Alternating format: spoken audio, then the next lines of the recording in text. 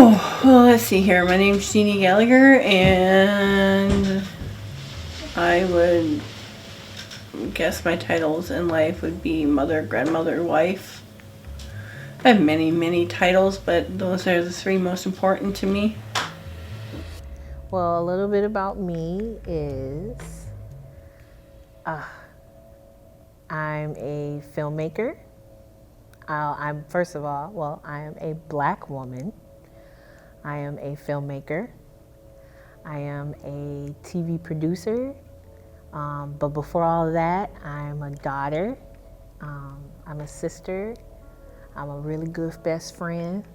I'm a cousin and a proud auntie. So why the murder of George Floyd, the uprisings, the protests, all of this happening here in my home state, why it's important to me? Because this is indeed my home. I am a very proud Black Minnesotan, and we have a very unique relationship to this state.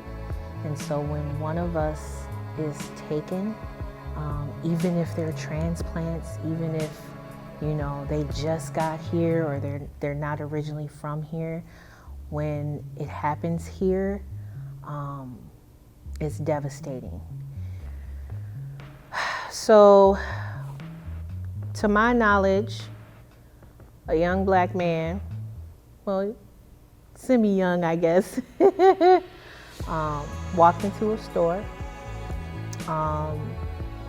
was accused of some sort of counterfeit bill, and the police were called.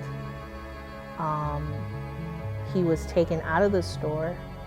The entire time was not resisting arrest, definitely was arguing, and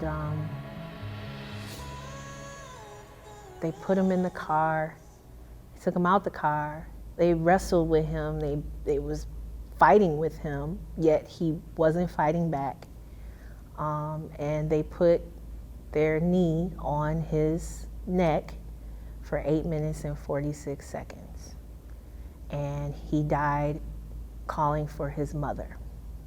My family dynamic after these events. Well, I actually cut two very close family members out of my life permanently because they think the lack of basic human rights and being decent human beings is just a matter of opinion.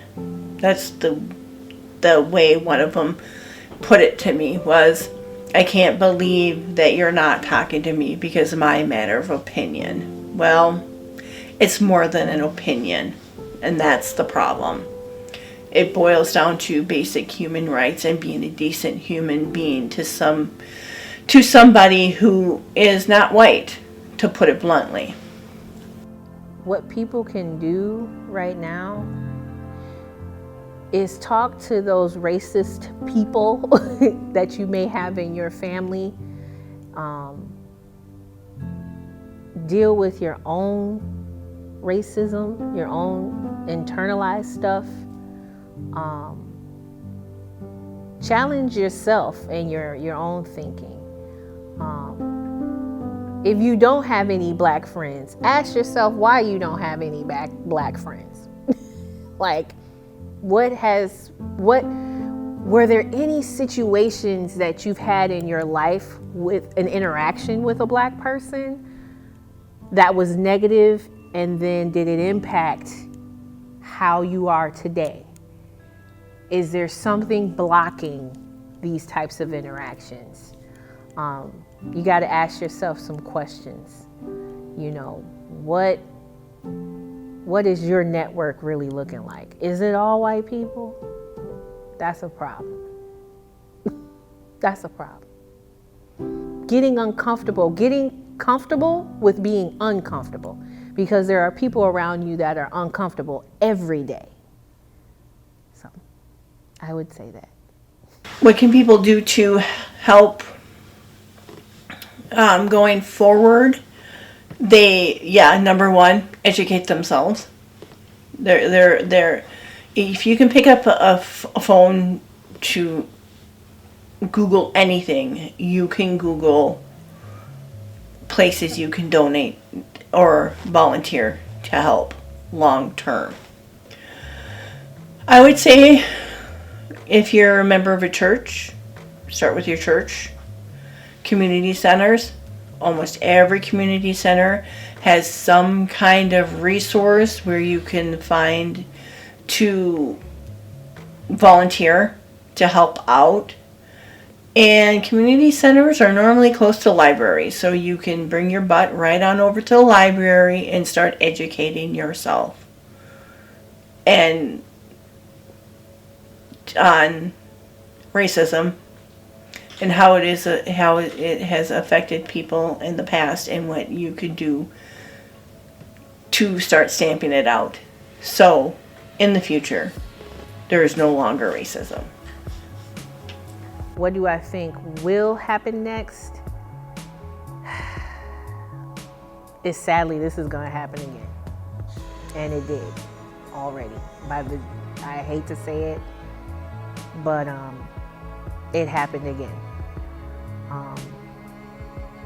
It will happen again as long as there isn't any sort of policies, procedures, changes in our police training, our police culture, our police relationships with community. It will continue to happen if those things aren't changed. And that's systemic change. That is something that has to be ongoing. It can't just be, we change one policy and then everything else is going to follow. No, it has to be continuous change. And it has to be, honestly, in my opinion, global, because clearly this is happening all over the world.